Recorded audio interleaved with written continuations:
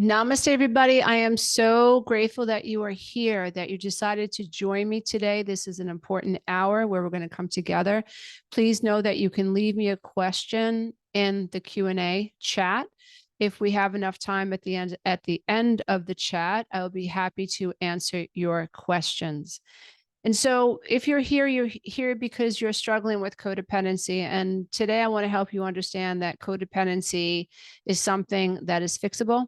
It is something that is completely healable. I know because I am living proof. It is something that you can correct and you can help your children avoid and even begin correcting them. It's absolutely phenomenal. Codependency was destroying my life, although I didn't know it. I was below the veil of consciousness. I was diagnosed with anxiety and depression, but no one ever told me I was codependent. And this amazing therapist finally, after a decade of being in and out of therapy, finally diagnosed you with codependency. I was like a dog with a bone. I was going to understand it and I was going to escape it because it clicked. It's a pattern. It's subconscious. My mother had it. My grandmother had it. Holy Hannah, my kids are going to have it. This life sucks. And I love them too much to perpetuate this. And so it set me on a path to like really understanding the power of our minds once we understand what's wrong. Now, codependency is complex. We're going to get into it. So I hope that you brought a pen and a piece of paper. I'm also going to go through I think it's a pretty simple exercise, but it's so poignant. And it's just amazing that the most profound things in life, like the ability to breathe, are just, we don't appreciate it.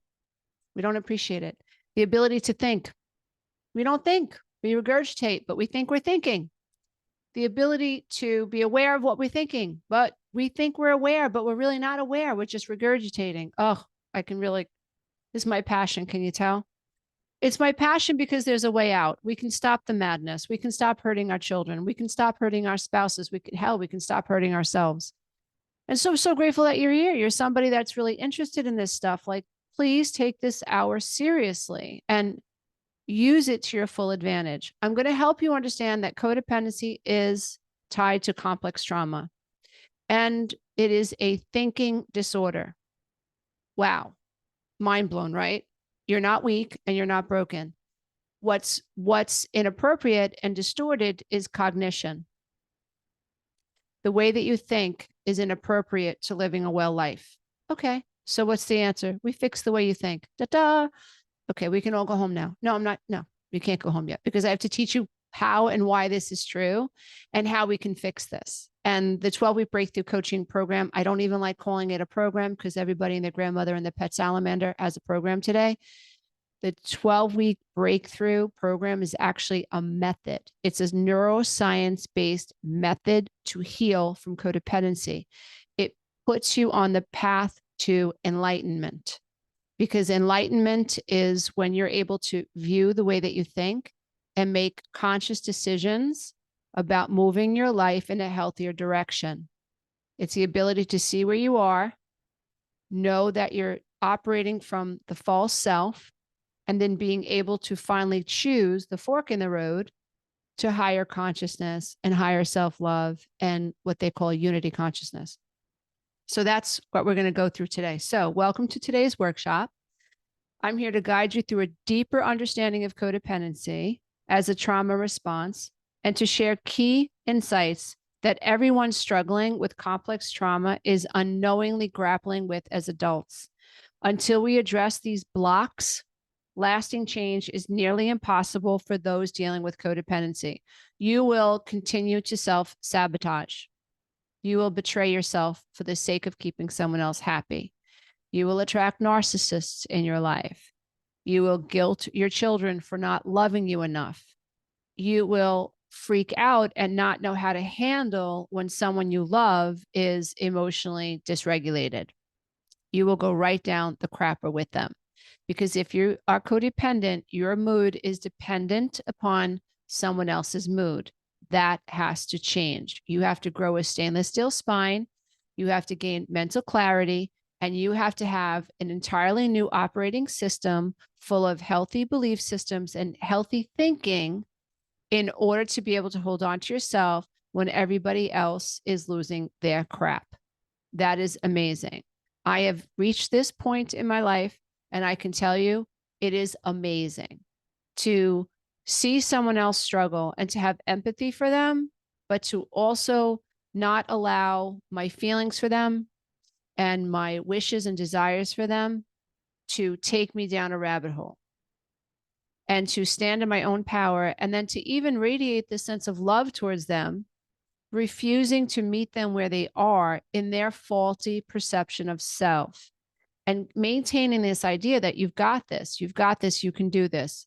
So it ends the need for me to fix, enable, and rescue others, all while abandoning the self, and then resenting people that don't take my advice in my family, like in my personal life. As a life coach, I'm hired by people who want this information, and it feels so good to be able to share this with people who like want it and get it and their life changes. I mean, it's so fulfilling, and you deserve that too. So if you're here, I hope that that's where you are, like you're sick and tired of being sick and tired. So the first key idea is that codependency is a manifestation of complex post-traumatic stress disorder. The second key idea is codependency is basically a thought disorder. So what's wrong is your thinking. What's wrong is your perception of self, and your behavior comes as a result of your thinking. Correct your thinking and your behaviors change. The third idea is that codependency or a codependent will mask their anxiety, their fear of things going wrong at any moment, their feeling unsafe all the time through caretaking. These are really key important ideas, because they're potholes that we are not avoiding as codependents, because we are essentially blind to what is happening at a subconscious level. In Jung's psychology, he offers us this incredible advice: until you make that which is unconscious conscious, it will dictate your life, and you'll call it fate. So these are 3 blocks that are keeping a codependent person stuck. This idea that they have complex trauma, but they feel weak and they blame themselves. They're just not self-loving enough. No, this is trauma, and this is a survival adaptation, and it's not your fault. That matters because now we can develop a compassion-based system and method to healing. And that's important. So before we get going, I want to share a personal backstory with you. There was a time when I felt deeply embarrassed by being codependent. Like I was really like, I must be a weak person. I believed it made me less than a person. It felt like I was being manipulative and controlling and selfish. But then I learned that codependency is rooted in emotional abuse, in childhood emotional neglect, and the painful reality of being raised in a family dynamic where dysfunction wasn't just present, it was ignored, it was denied, and perpetuated across generations. Slowly, the shame started to lift. It wasn't my fault that my inner child had unmet, natural, necessary dependency needs that were only further frustrated by my immature, codependent mother and narcissistic father. That wasn't my fault. They were in denial about their own trauma, their own codependency and narcissism, and their distorted thinking. My struggles were not a reflection of my inadequacy. They were the effects of their cognitive distortions. Everything is a mirror, dear ones, even healing. As you heal inside, your life on the outside will heal. Here's the truth. They denied their own traumatic childhoods, which a lot of narcissists do, and even codependents do, because they've been brainwashed to think nothing's wrong. We just keep sweeping things under the rug. If we don't talk about it, it doesn't exist. And that distorts our inner reality. So my inner reality feels like everything's wrong, but on the outside, everybody's acting like it's just another day. So what do as a growing codependent young child? I have to dissociate from my inner reality. I must be wrong. I can't trust my perception. Maybe there's something wrong with the way that I feel. Maybe I'm perceiving things the wrong way. And that is why it distorts the way that you think. You can't trust yourself. And that is why 10, 20 years down the line, you attract people who are highly narcissistic and they gaslight you, and you have a trauma bond because as a child, you were taught to distrust your version of reality. So the truth is that my parents denied their own traumatic childhoods. Then they denied the consequences of those experiences. So we have the event, daddy's an alcoholic, domestic abuse, verbal abuse, psychological abuse. There's no food on the table. There's poverty. There's insecurity around money. There's all this craziness, right? Like ACE scores galore. There are those events, but then my parents denied that there were consequences. So it was like just another day. They had no awareness that their nervous system was primed for chaos, that their nervous system was dysregulated. They had no idea that their parenting skills, these two teenagers that had me, they thought that they knew everything. So they lacked complete self-awareness. They were living in denial of how their unacknowledged pain influenced their ability to parent. As a result, the trauma they never processed was passed down to me and my siblings. Because of this, my brain, nervous system, and inner child were forced into survival mode and codependency, along with its cluster of symptoms. That was the outcome. And this is why there's nothing to feel ashamed of. This is just a consequence of being born to people who have trauma. They don't acknowledge it, and they're in denial, and they lack self-awareness. In adult children of alcoholics literature, ACOA literature, a doctor by the name of Beck suggests that anxiety symptoms are survival mechanisms driven by cognitive defenses. So what he's saying is that anxiety is tied to a survival defense mechanism. And the cognitive issues that present are rationalization, so nothing's wrong, denial, it never happened, and projection. When we're unhappy in our adult lives, that discomfort is always tied to unhealthy thinking patterns. Stick with me. The 12-week breakthrough coaching method is designed to help shift those thought patterns at the level of the subconscious.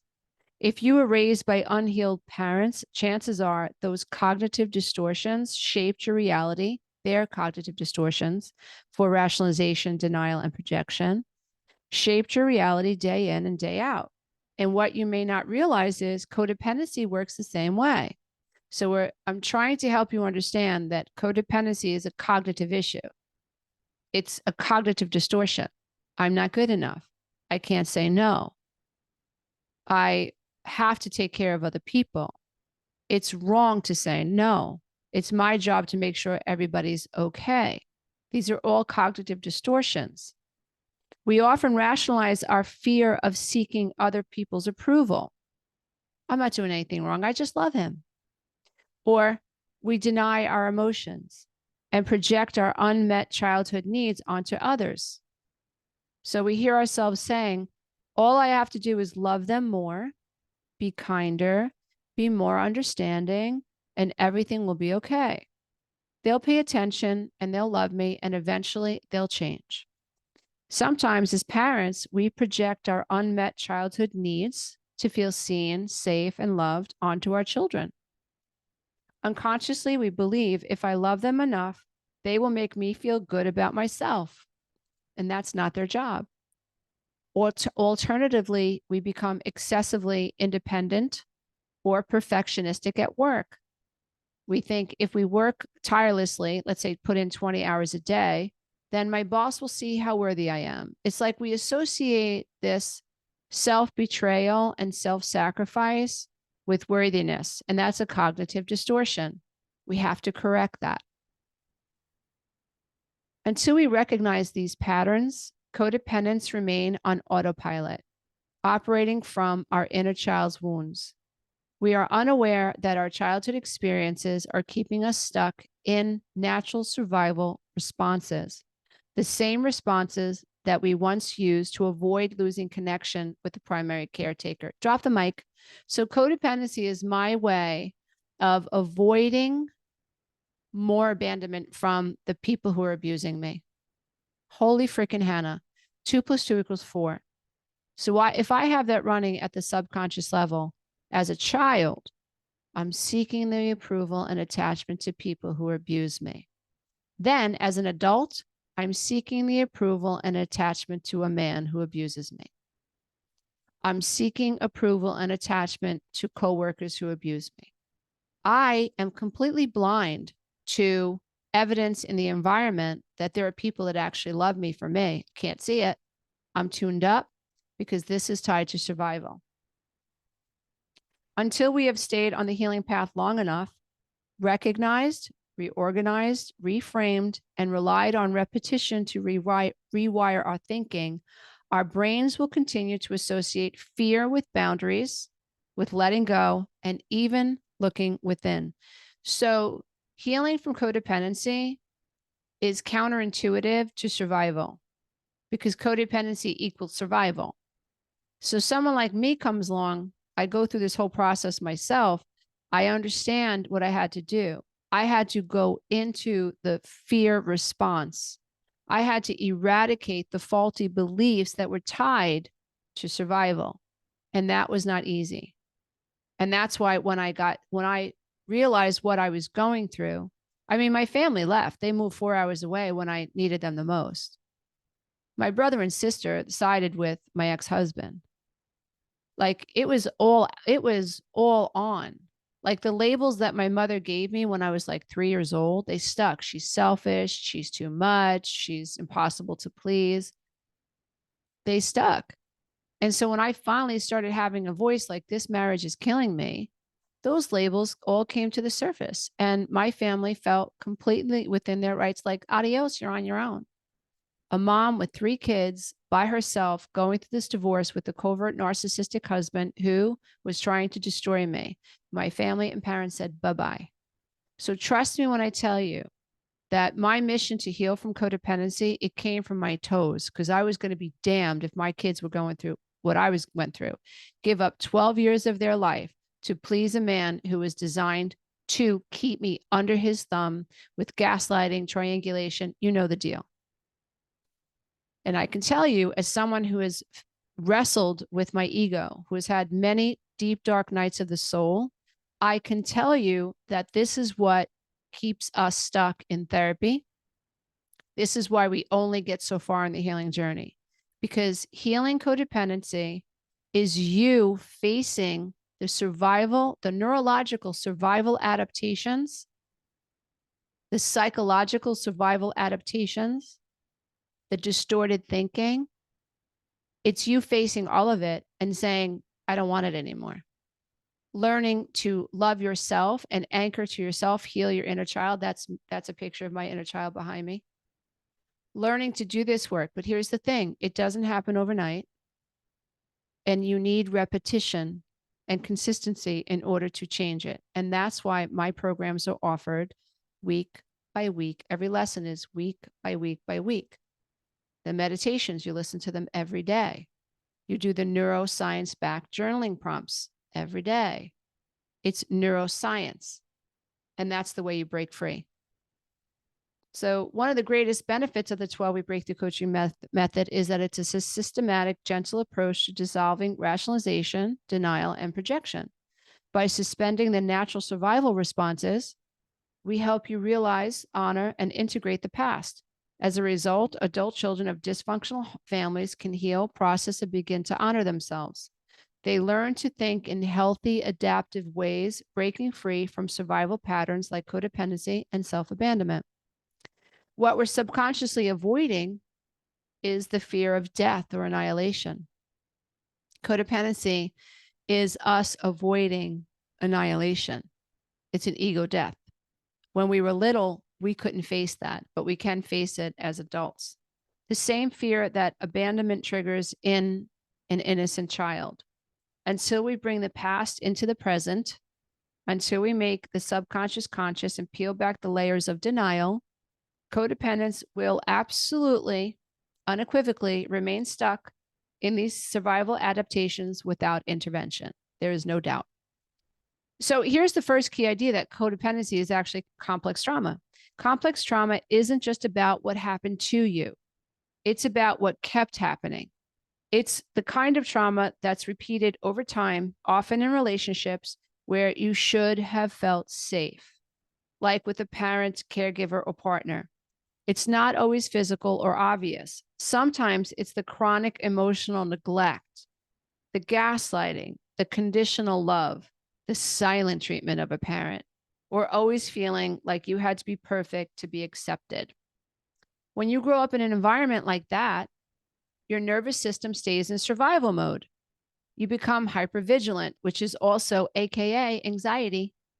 We become anxious and unsure of ourselves. We don't trust our feelings. We second guess our needs. We learn to disconnect from our true self because that version of us wasn't allowed and it wasn't safe. Over time, this shapes the way we see ourselves. It shapes our identity and how we relate to others. I, as a child, was afraid of everyone. I was afraid of friends. I was afraid of my teachers. I was afraid of my parents. I was afraid of my brother and my sister. I was afraid of the neighbor. I was just afraid all the time. It was not safe to be me. My mother did a job on my psyche, and my father let it happen. And he taught me, if you smile and you pretend that you're really not unhappy, I will smile back at you, and you will feel safer around me, but you've just become a puppet on daddy's narcissistic string. Figured it out, took a long time. But once you see it, you can heal it. So complex trauma is deep and it's invisible to most people, but it shows up in how we love or how we think we're loving, how we cope or how we think we're coping, and how we treat ourselves. Healing means gently unpacking these survival patterns and giving ourselves permission to finally feel safe in our own skin. In the 12-week breakthrough coaching program, I will teach you how to anchor to yourself so you can start feeling safe in your own skin. And slowly over time, you will release your unhealthy attachments to other people, which is a false sense of security. Because if you put your sense of safety in other people, then you're going to feel very insecure because people make mistakes. People die, they get sick. They don't want to hang out with you anymore. So we're going to put the power right back into your hands. In my research, I discovered that in 1984, a psychiatrist by the name of Timon Cermak proposed that codependency should be classified as a personality disorder in the DSM, given its recurring emotional, behavioral, and cognitive patterns. He argued that people raised in families affected by alcoholism, narcissism, and dysfunction develop similar traits. So that's why we're so similar. If you've come from a home of narcissism, emotional neglect, conditional love, mommy's depressed, she's a behaviorist, dad's aloof. If you've grown up feeling invisible, unworthy, and like you have to hide or perform in your home, you will have similar traits to other people from alcoholic homes. So he argued that people raised in families affected by alcoholism and dysfunction develop similar traits, which is an excessive focus on others, difficulty with boundaries. I have no idea what a boundary is or how to set one. We have low self-worth, and we struggle with chronic shame. Through Cermak's proposal, though Cermak's proposal was not adopted into the DSM, his insights planted the seeds for deeper clinical understanding of what we now recognize as complex post-traumatic stress disorder, a term that didn't gain official recognition until much later and still is not formally included in the DSM, though it is recognized by the ICD-11. Today, CPTSD is understood as a result of chronic, prolonged exposure to relational trauma, often beginning in childhood, especially in homes where there is emotional neglect or abuse. One or both caregivers are emotionally immature, narcissistic, addicted, or otherwise unavailable. The child is forced to deny the reality to maintain the illusion of family normalcy. Bingo. These are the very dynamics Cermak observed in codependent individuals. So here are a few of the overlapping symptoms between CPTSD and codependency. So a codependent trait is the inability to set a boundary, maintain it, understand it. What is a boundary? I don't know. Am I right? Is this wrong? Is this fair? All that crap. In CPTSD, this is understood as emotional dysregulation and relational disturbances. Because if you can't set a boundary, if you don't know who you are, you can't set a boundary. And if you can't set a boundary, then you can't have a healthy relationship. So that's why his work understood that this inability to set boundaries for codependence manifests as relational disturbances. We feel abandoned and rejected because our spouses just won't listen to us. Well, part of that is because we don't know if we're right. We can't trust our feelings. And if we can't trust our feelings, we can't set a boundary. We can't honor a boundary, and we can't walk away. We don't know if we're right or wrong. We're constantly self-doubt ourselves. We, as codependents, we are hyper-focused on others' needs. According to Cermak, this is the fawning or the trauma response in CPTSD. For codependence, we experience chronic guilt and shame. In CPTSD, we have a negative self-concept. In codependency, there's a ridiculous fear of rejection and abandonment. In CPTSD, this is known as trauma-induced relational anxiety. Hello. In codependency, we have a difficulty identifying our feelings. I can tell you how my husband feels, but I can't tell you how I feel. And in CPTSD literature, this is considered emotional suppression as a form of survival. So being unable to leave a home that's fueled by chronic stress and unmet needs results in complex trauma and manifests as codependency. You could be a codependent 7-year-old and not know it. So here's key idea number 2. So codependency is a thought disorder. Take the time to correct your thoughts, and you can heal codependency. This takes time, but there is a way out. And I wish everybody was teaching this way out, because the world would be a happier place. And we'd have less codependent children, insecure, people-pleasing children that were catering to narcissistic friends and marrying narcissists and creating another generation of codependence. So codependency is not just a behavioral pattern, which we always focus on. Oh, I didn't set a boundary. Oh, I didn't say no. We focus on our behavior. It's so much deeper than that. It's a thought disorder. It's a way of thinking that keeps you trapped in an unhealthy relationship and disconnected from your true self. Your thinking is you dissociate. You detach from yourself. You're abandoning the self. So it's a thought disorder first. When you're codependent, your thoughts are often distorted by unconscious beliefs about yourself, about others, and the world around you. These distorted beliefs prevent you from seeing things as they truly are. They also keep you stuck in cycles of self-sacrifice, people-pleasing, and seeking validation from others. The truth is, codependency starts in the mind, and that's not your fault. And it really started in childhood. What you were innocent, there was this outer experience affected your inner experience, and now it's locked in. You have an ego that is built upon your 5 senses. Your ego is subconscious. It's tied to survival. You have a language pattern that's been habituated through repetition, observation, and consistency. You believe it's real. You don't know how to question it. You're below the veil of consciousness. You're married to someone who is aloof, who is avoidant, maybe narcissistic, maybe an alcoholic, whatever, or maybe you have those issues, and you're in the loop. You're in the loop. So codependency is driven by deep-seated beliefs that your worth is tied to what others think about you. Okay, so somewhere in childhood, you got the idea that I'm safe if I worry about what other people think about me. I'm safe if I can please them, even if they were mean to you. You also learn that love must be earned and that you have to fix or save others to feel validated.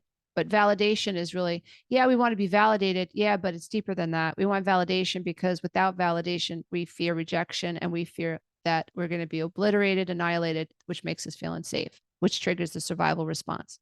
These thought distortions aren't just thoughts. They are deeply ingrained ways of processing the world that hold you back from healing.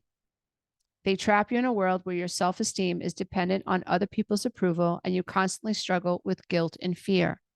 As a child, I withdrew, I isolated, and struggled with suicidal thoughts. Yet no one Not my parents, family, neighbors, nor pediatrician ever asked why. My behaviors were seen as personality flaws, and I was blamed for them. I internalized this, believing that I was flawed, I was broken, and essentially a bad seed. This self-belief shaped my entire life with misery, shame, and a constant state of fear. I feared people, relationships, my emotions, and even the opinions of others. My behaviors only reinforced what my emotionally immature, narcissistic, and codependent parents believed about me. I was a problem, not their parenting. By my mid-30s, the facade of my life came crashing down. My emotional, mental, and physical bodies could no longer bear the weight of pretending I didn't feel as fragile, unloved, insecure, resentful, and angry as I did. After having my third child, I could feel myself completely unraveling. It was terrifying.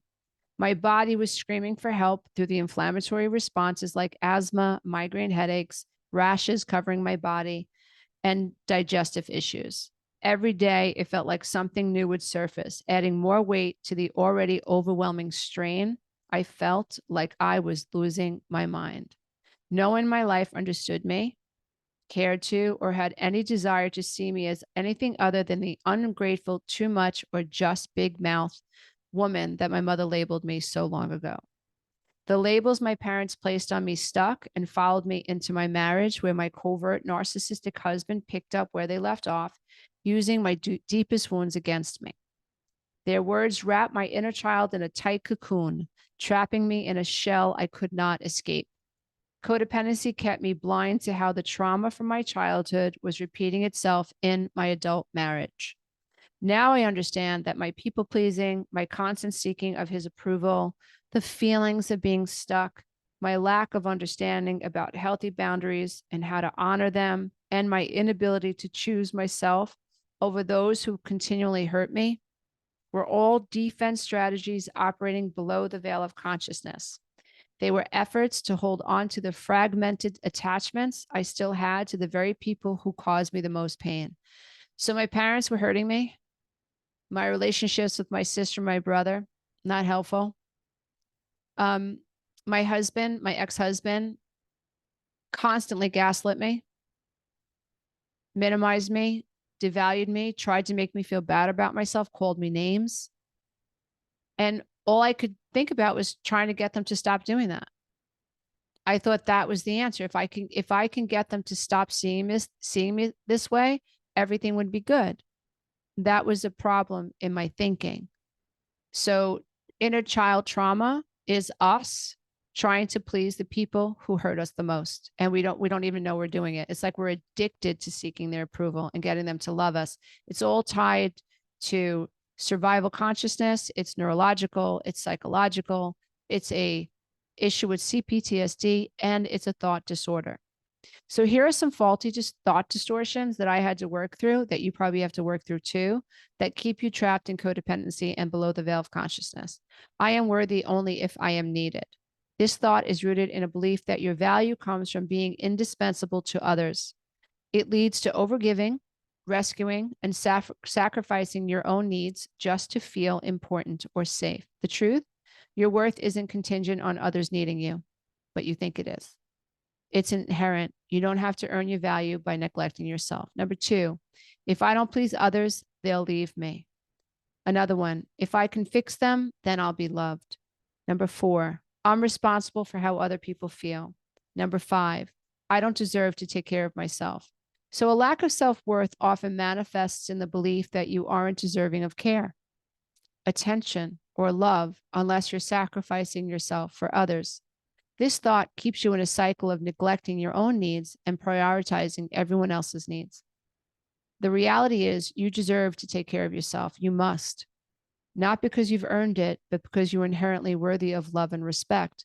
And until we get you to begin thinking from a place of love for self, you're going to remain codependent and fractured.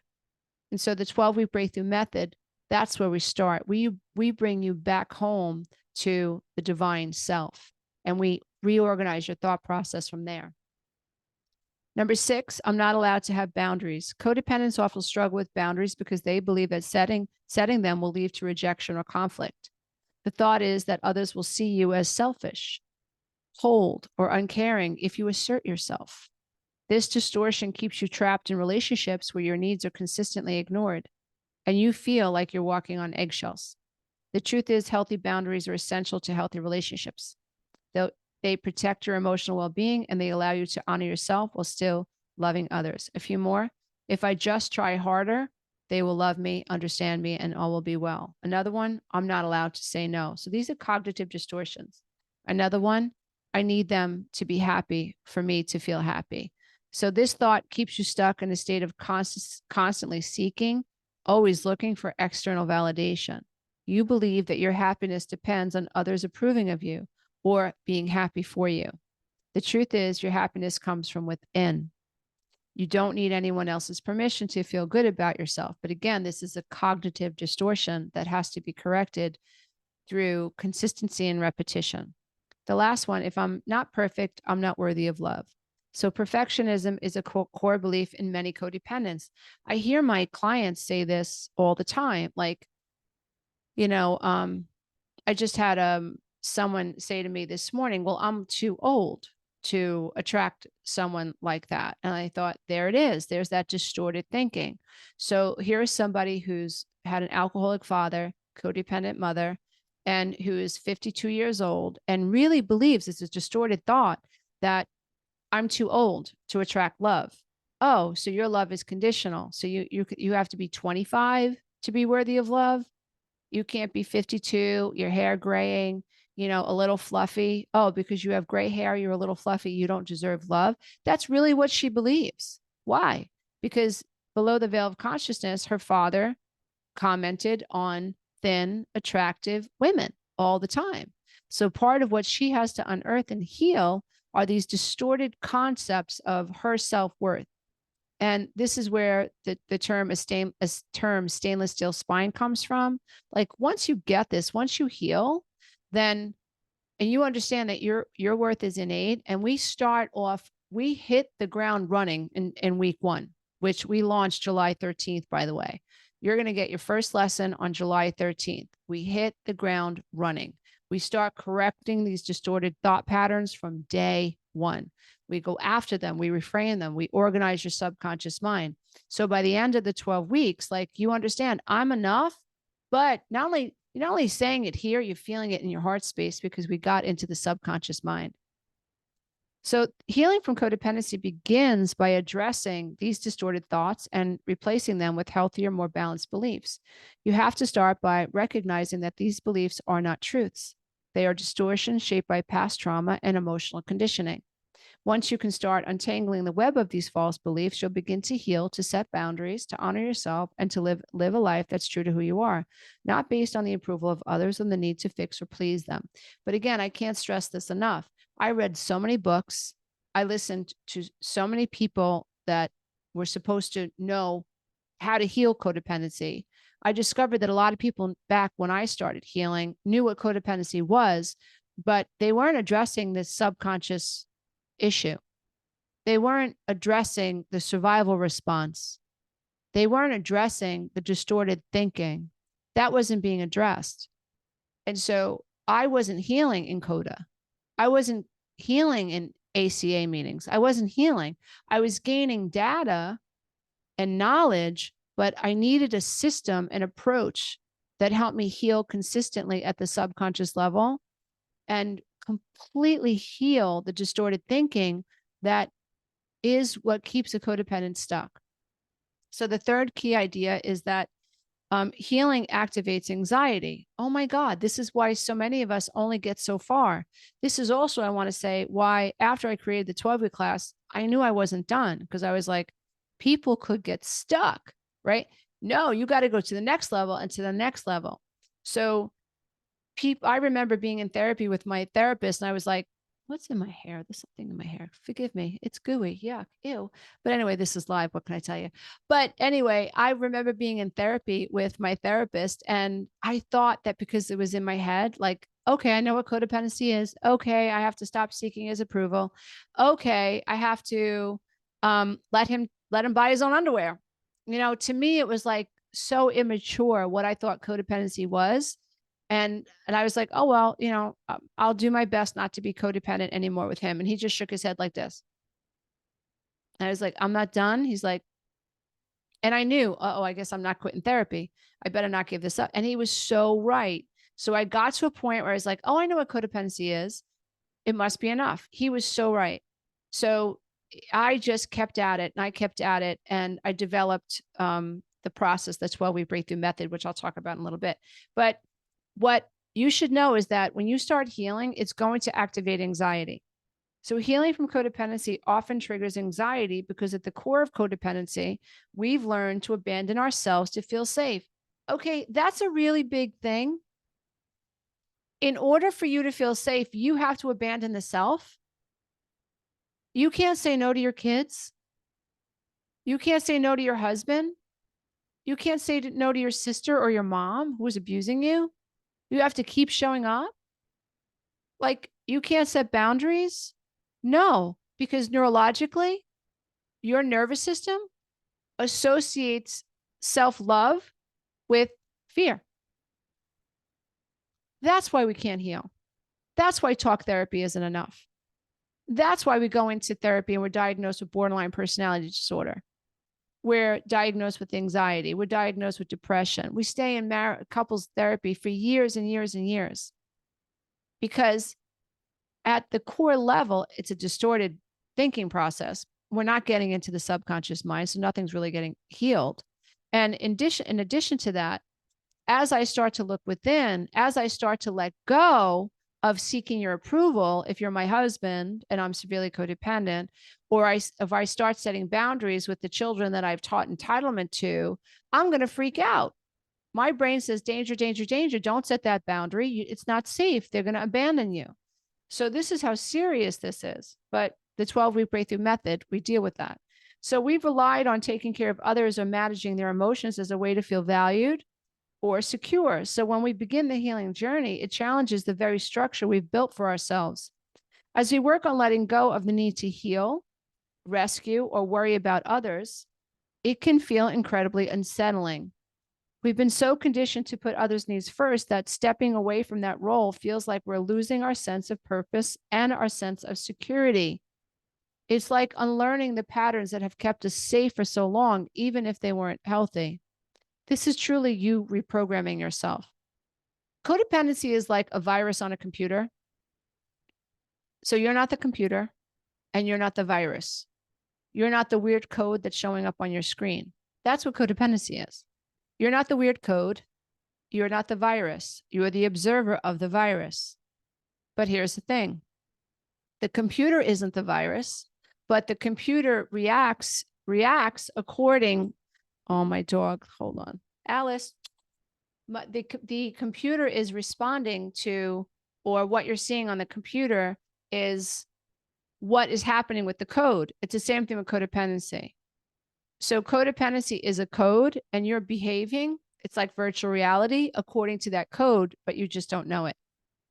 So in essence, healing means learning to prioritize ourselves and trust that we are enough as we are without needing to fix or control others. But this shift can bring up a lot of anxiety because it's unfamiliar territory. The anxiety arises from the fear of being abandoned or not being enough without those old coping mechanisms like seeking other people's approval. You end up in a trauma bond when you're codependent. You're seeking the validation of someone who is designed to not give you validation. And you think you need them, but you don't, but you think you do. So it just keeps repeating. But ultimately, it's a necessary part of stepping into self-worth and creating healthier, more balanced relationships. So if you are codependent, you don't know who you really are. Your identity is tied to what you do and how well others receive you, but you don't know that this is what's going on. You seek a sense of self in your acts of service towards others. If your spouse or children are upset, you take on the responsibility of fixing their emotions. Here are some hidden subconscious neurological reasons for taking on other people's emotions. A, other people's anxiety or feelings of upset cause you to feel anxious and unsafe. See, when you're codependent, you have anxiety. we call it hypervigilance. It's anxiety. If you don't know this, you go into a therapist's office and you say, oh, I worry about this, I worry about that. They diagnose you with an anxiety disorder. So we talk about our anxieties, but really don't get to the core issue, which is codependency and abandonment trauma, unmet dependency needs. We never get there. We never get there. I know because I was there for a very long time, and it's insane. So we also jumping into fix or to control other people's emotions is your subconscious survival adaptation you relied on as a child to soothe your own anxiety. So you are 8 years old. Mom's really an anxious person. She's always talking critically about other people. She rages at your father. Your father rages at her. You got a little sister and a little brother at home. You see the terror on their face. You've already learned that you can't feel safe in this environment. You got to walk on eggshells. You're 8 years old. You're 8 years old. You go to school. You're worried about mommy and daddy getting into a fight while you're at school. You can't learn. So now you're diagnosed with some learning disorder. Social worker asks you what's wrong. You just say, I'm nervous, right? So now you get diagnosed with something else. It just keeps going, right? So us jumping in to fix someone else's problems as an adult is the 8-year-old in us trying to jump in and stop mommy, daddy from arguing, because their anxiety caused us to feel anxious. And the only thing that we could control is trying to control what was happening outside of us. But that's an illusion, because you can't control grown-ass adults when you're 8 years old. So a lot of us go to taking care of our siblings. We're dissociated from the self and from our inner reality, which is trying to help our brothers and sisters like not feel so much trauma. We're trying to like comfort our mother who's crying, on the back porch because daddy's mad at her. Or we're trying to soothe dad. We're trying to soothe somebody. And all of that, we're abandoning the self. So as an adult, when you get anxious, oh, I'm tuned up for that. I'm hypervigilant.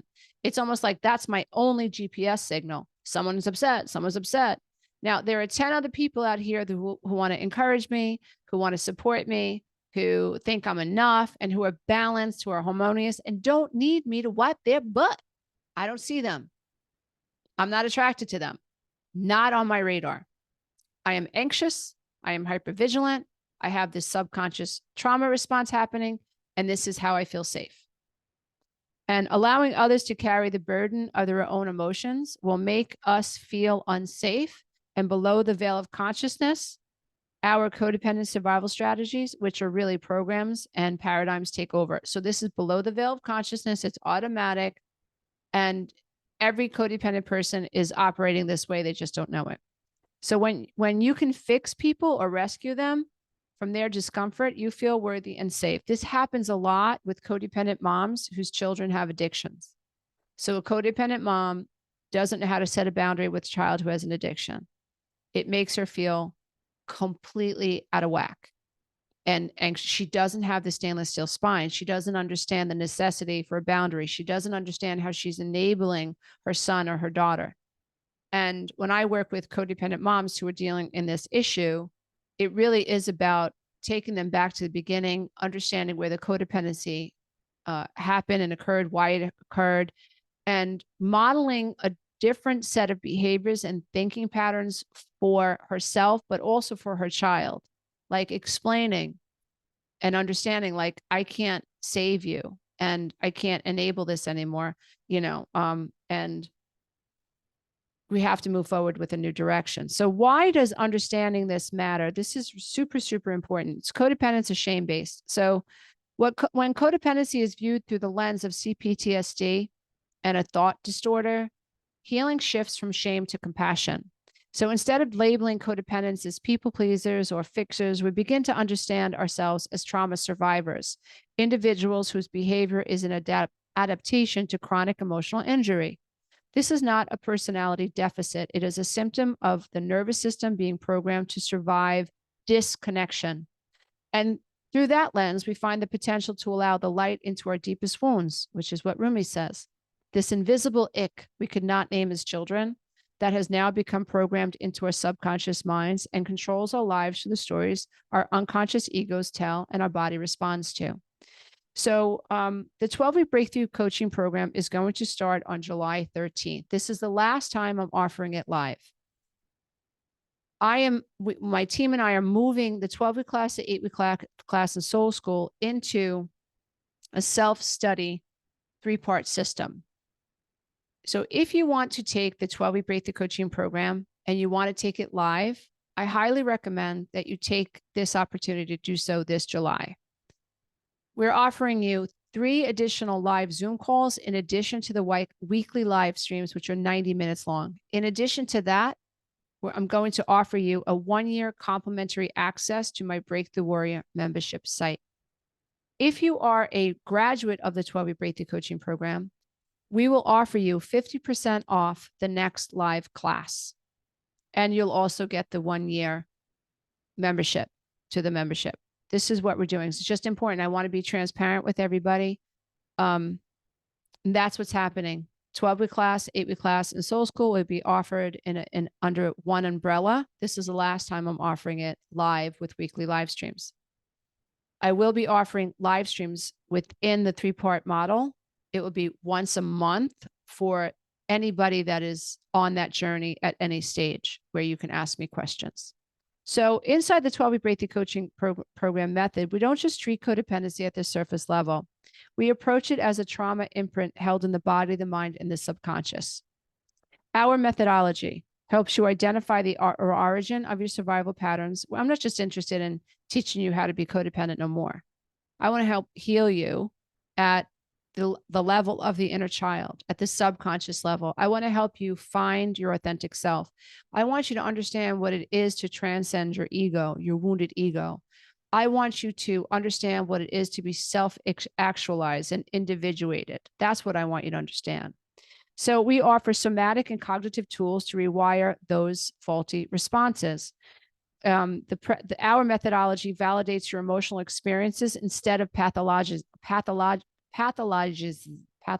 it. Yeah. You know what I mean? I'm very tongue tied right now.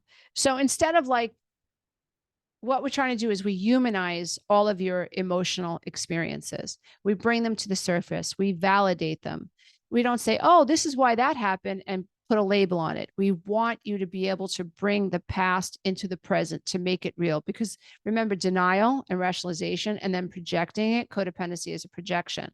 So if you didn't get your needs met by mommy and daddy, you project that onto your husband or your wife or your kids or your friends, and you continually feel let down. You're looking for the parent, the mother or the father, or the caretaker that did not fulfill these natural dependency needs. And so you're projecting that. So we're going to heal that at the subconscious level. So it moves you from codependency to conscious interdependence. So codependency is not a flaw. It's the scar tissue that's left behind after years of emotional self-denial and unprocessed trauma, and you being stuck repeating it day in and day out. And when we honor it as a response to complex PTSD, we finally open the door to real lasting healing. And that's exactly what the 12-week breakthrough method does. That's what it's here to help you do. The neuroscience-backed journaling prompts, the neuroscience-backed homework exercises, the neuroscience-backed meditations, lessons within the breakthrough method work together by aligning with how the brain processes and rewires itself. This is groundbreaking. The journaling prompts help bring unconscious thought and patterns to the surface, allowing you to gain awareness of your limiting beliefs and where you're stuck. Homework exercises reinforce this learning by putting new insights into action. So your entire body and your entire being is involved. And this isn't like rocket science. Like, I've created like homework exercises that are really simple, although you will need about an hour a day, morning or afternoon or nighttime, to do it. I think you're worth an hour a day, or your inner child is worth an hour a day. Your peace of mind is worth an hour a day. In 3 months, you could be completely different, because this is a brain retraining system. And it helps to solidify changes in your behavior. All the homework and the journaling prompts, it's going to help solidify in your neurology these new thought patterns. Meditations are designed to calm the nervous system, reprogramming the brain's stress response while also promoting neuroplasticity. Incredible. The brain's ability to form new connections is going to take place with the help of these meditations. The video lessons explain the science behind these techniques, offering clarity on how and why they work. When combined in a step-by-step system, this is a system, they create a comprehensive approach that guides you through healing. Each piece builds on the other to help you shift old patterns, heal trauma, and rewire your brain for healthier, more empowering beliefs and behaviors. The early bird, which is, I think you're getting $500 off this system, expires this Sunday, just so you know. So I want to share now a very simple exercise, what I call the 3 R's. And essentially it is reprogramming. So it's recognizing, reprogramming, and repetition. So the 3 R's. So number 1, identify a limiting belief or behavior you currently have, particularly one related to codependency. For example, I need to take care of others to feel loved. So now this is a neuroscience backed journaling prompt. Write down this belief and explore where it came from. Was it something you learned in childhood or from a past relationship? Where did this come from? So I'll repeat it. I need the recognize any faulty belief. In this case, I'm offering you a suggestion. You're going to come up with your own. I need to take care of others to feel loved. And write down this belief and then ask yourself, where did this belief come from? Number 2, reprogram. So challenge this belief by writing a new empowering statement that contradicts it. For example, I am enough as I am without rescuing others. I am enough as I am without rescuing others. You're reprogramming. The journaling prompt, neuroscience backed, is how does this new belief feel? Because we have to make it somatic. We have to make it visceral. You only impregnate the subconscious mind through feeling. So we have to move it from mental to heart space. How does this new belief make me feel? What would your life look like if you truly embraced it? If you really felt like you were enough, whether or not you said yes to every Tom, Dick, and Harry, or no. And have you ever noticed that people can say no to you, but you can't say no to them? Like, what's up with that? Like, that's enlightening, man. It's like, oh, she just asked me a 50% question, like a 50-50 question, yes or no. Can I talk to you now? And then I say, no, because I'm doing X, Y, and Z. I don't even have to tell you X, Y, and Z. It's just no, right? No is a complete sentence. Like, healthy people can do that. Codependents like over-explain. And oftentimes we fear saying no to people who say no to us all the time. Like, we have to rewire. The 3rd R is repetition. Commit to repeating the new belief at least 3 times a day. First thing in the morning, before bed, and whenever you feel triggered. Repeating it consistently will help you rewire your brain and shift your mindset. So here's an action step. Write the new belief on a sticky note and place it somewhere visible, like your bathroom mirror or computer. Each time you see it, say it out loud. Put your hand on your heart. Say it until you feel it.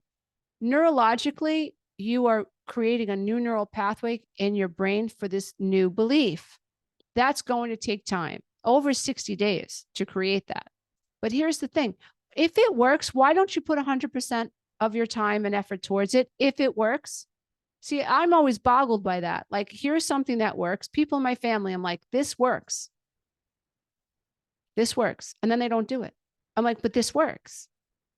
Like, you cannot fail if you do this. This actually works. So I'm grateful that I'm the kind of person where, like, if it works, I'm doing it 100% because I want 100% of the benefit. You can reprogram your mind. You can, but you have to do it. You have to do it consistently. Now, I just think that's amazing. So the action step is for you to write down this new belief. Now, when you write, you are activating various portions of your brain, not just one. When you listen to something, like in the 12-week breakthrough coaching program, you're activating the auditory center of your brain. Connections are being made. Feelings are being felt. When you do a journaling prompt, you're exercising a different area of your brain. When you're doing a meditation, different area of your brain. When you do an actionable experiential homework, you're involving your entire being. So your entire brain is mapped for this reprogramming journey. You do that for 90 days, you bet your butt you're going to feel a change in who you are. So by practicing the 3 R's, recognizing the limiting belief, reprogramming with a new one, and repeating it consistently, you'll begin to shift your old patterns and embrace healthier, more authentic ways of being. And we've basically, the process that we have going in the 12-week breakthrough coaching program has nailed it. So I highly recommend that if you're struggling with any of this, you opt in to join this class, especially before the early bird. Early bird is going away on Sunday. And you can learn more about that at www.lisaaromano.com under online healing programs. So the Q&A is from Helen, CPTSD survivor here. Lisa, I took your 12-week breakthrough coaching program and it was life-changing. Due to many, many layers of trauma, I am repeating the course to further my release of complex trauma and to gain personal growth. Your 12-week course kickstarted a new way of living, one with more confidence and hope. Thank you most sincerely from the bottom of my heart for your work.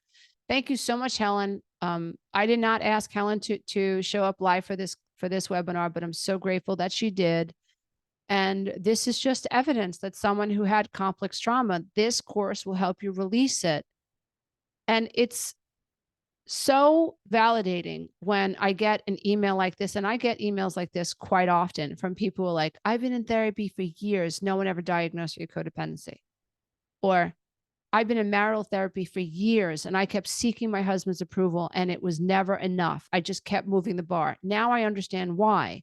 It wasn't him. It was my mother. And I couldn't see the many ways in which he was supporting me and how I was frustrating him. Incredible. So thank you so much, Helen. Next question. Can I join the program from South Africa? I love this. I don't think I did a good enough job explaining how this course works. I explained a lot about codependency in the background, but the way I designed this course was I designed it for someone like me. My schedule's all over the place, and I'm not one for an online coaching program where I have to show up at a certain day at a certain time. That's just not who I am. I don't know what that is, but that's just not me. I need something that's completely flexible that I can do on my own time. So I created the program where the videos are pre-recorded. They're neuroscience-based journaling prompts are PDF files. So you download them, print them, and you do them. The journaling, the homework exercises, same thing. The meditations have been pre-recorded, and we've even added meditation transcripts. The meditation transcripts were added because members said, you know, I wish I missed that word in the meditation. And I wish that while I was drinking my morning coffee, I could just reinforce the meditation with writing. And I was like, okay, boom, great. Okay. I rely on your input. You want meditation transcripts? I went to work. I hired a transcript artist. I had a designer come in, they uploaded it. And now we're offering meditation transcripts. And so we also have weekly assessments. You take them after every module. And so, yes, you can take this class from anywhere in the world. Why? What I've done is that it is a self-study program, and we have a live Facebook community running congruent. So the Facebook community has already been set up. There are exclusive resources to the live class. And again, this is the last time I'm offering it live. I can't stress that enough. So this time around, there will be a Facebook group that runs alongside the launch date of the 12-week class, which is July 13th. July 13th happens, you log into your dashboard. You can also go to Facebook and get access to the exclusive resources. I will be there, my coach will be there, and we will answer your comments inside that Facebook group. And maybe won't get to it right away, but we'll get to your comments within 24 hours. So it's a fluid and dynamic group. Every Saturday, I offer a live stream inside that group. Then what I do, or my team does, they download the video and they upload it to the members' dashboard library. So now week 1 comes along, you get the video training, you get the guided theta brainwave meditation, should explain that, because you were wounded when you were in a theta state, which is a very impressionable hypnotic brainwave state. So it's a state of brainwashing.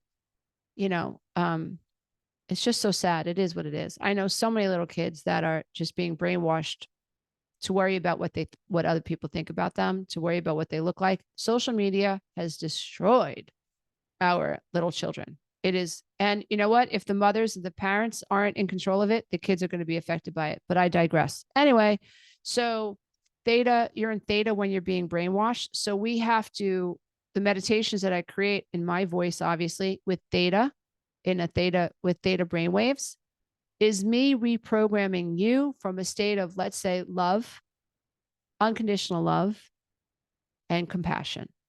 So my voice comes in with theta brainwaves to help rewire the false beliefs that are stuck in theta at the subconscious level. So every week you get a video training, you get a theta brainwave guided meditation, you get a packet of journaling prompts and neuroscience-based homework assignments. At the end of every module, you will also get an assessment. And this is how we track your progress. You also get to join us for a 90-minute Q&A. If it's a small class, it might be an hour. If it's a larger class, it might be 90 minutes. But these are very, very thorough. And clients always say, Lisa, the live streams were the best part of the class for me. So this is a great opportunity to get 12 additional 90-minute videos that you can watch, that you can listen to. You're driving in Pennsylvania, you're, I don't know, doing whatever you do, wherever you do, or you're in Africa, wherever you are in Africa, you can listen to these live streams over and over. Why is that important? Because repetition and consistency are key to long-lasting change, right? When someone criticizes me and says, oh, your program, you say the same things over and over, I'm like, yeah, and I'm proud of that, because that's the only way that your brain's going to change. It's the only way. So it's not something that I shy away from. Every session is different, but you're going to hear consistent themes because that's how your brain reprograms. So you can, if you're in South Africa and you've got like an 11-hour time difference than me in New York, I don't know what the time difference is. It doesn't matter because you log on when you log on and you go through the work. And then you get onto Facebook when you get onto Facebook, and we'll get back to you within 24 hours. If you can't make the 90-minute live stream live because the timing is off, no problem. Leave your question. I will address it. And you watch it the next day. And it's going to be in your library. And I designed that program because that's the only way that I would have been able to stick with a program, let's say, that Melody Beatty created. And so that is I create books and I create programs that work for me. And I assume that if they work for me, they're going to work for other people. And so I hope that that makes sense. So Maya's just said, can you please put this webinar up for rewatch of 48 hours? Thank you very much. I believe that's what the team has planned, dear one. And we're gonna nestle this. I believe this is video or webinar number 4 in the series, and we're gonna have the entire collection available for anybody who's interested. And so I also wanted to remind everybody that tomorrow we kick off the 3-day challenge inside my large Facebook group. If you want to participate in that, I highly recommend that you skedaddle and you join my Facebook group. If I don't know the URL offhand, but just research Lisa A. Romano's Facebook group and you'll find it, right? It's a Facebook group for codependents and adult children of alcoholics and narcissistic parents. So that concludes our webinar for today. Again, the early bird ends July 13th. Codependency is fixable, but not without intervention. Talk therapy is generally not enough. That's been my experience and the experience of hundreds of people, thousands of people that have come through the 12-week breakthrough coaching program. Why is it different? It's different because it's a method. It's a system. It's designed, it's neuroscience backed, and it's designed to address what's happening at a neurological level. It down regulates your nervous system. I come in with compassion-based thoughts. I help you restore your thinking in an organized way so that the way that you think about yourself is coming from a state of love and self-acceptance. And so it's sort of like we're taking your mind and we're scrubbing it of all the faulty beliefs, and we're reprogramming it from the ground up from a sense of I am enough. And this is what helped me change my life. Don't forget, I was that mom that was married to a covert narcissist who was 6'1", screaming at me. I was in the fetal position between the toilet bowl and the tub and completely terrorized by the end of my marriage. Like, what is he going to do next? Like, what is he going to do next? I was at a loss. And so I have a stainless steel spine now. I look back and I think, oh my God, like that would never happen to me again. I would never be there again. I have learned so much. I have my stainless steel spine. I know that I'm enough.